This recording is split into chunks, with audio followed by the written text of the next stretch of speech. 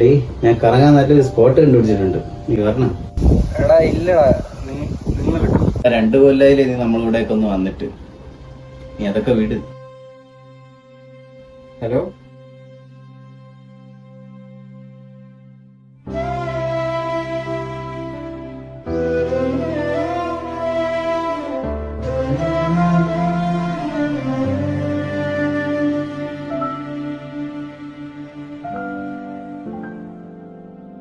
എടാ നീ ആ പാറയിൽ ലൊക്കേഷൻ ഇട്ടേക്ക്, ഞാൻ എന്താ ഇറങ്ങി.